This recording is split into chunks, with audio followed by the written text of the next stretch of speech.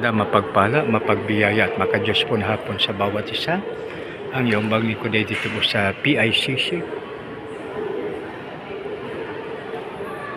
Makibigan, ating pong muling tunghayan ang nakasabi sa Proverbs 1:7 na nagsabi, "The fear of the Lord is the beginning of wisdom." Ang takot sa Panginoon ay simula ng karunungan.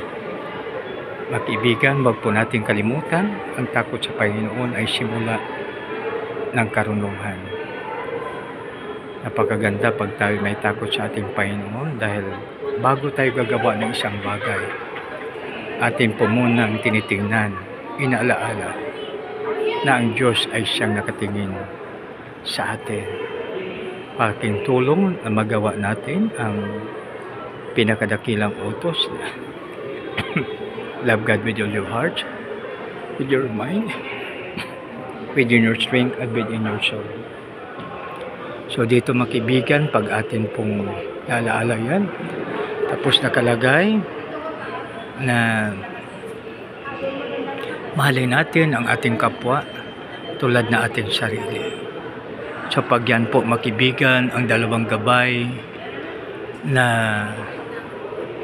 ating magsilbing gabay ay ginagabayan tayo na yung 10 utos sa 5, yun po ang sa number 1 sa dakilang utos.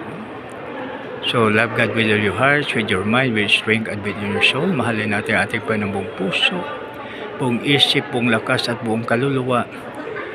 At ang pangalawa sa 10 utos ay tingnan natin ang number 2. Wag to tayong yuyukod sa mga larawang inanyuan, nakawangis ng nasa taas, sa langit, sa lupa at sa ilalim ng lupa.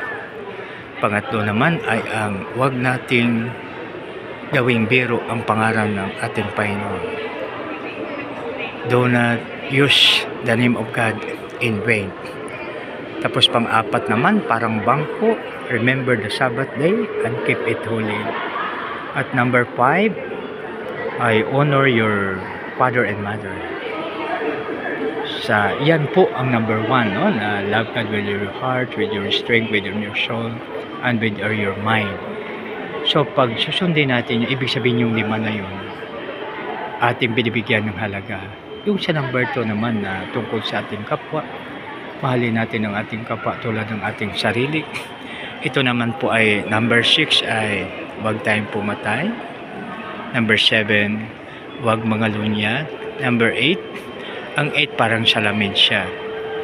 Huwag tayong magnakaw. Number 9, parang naglalay tayo. Don't tell a lie. Number 10, don't covet your neighbors. So pag gagawin po natin yon, na kuha na natin ang lahat.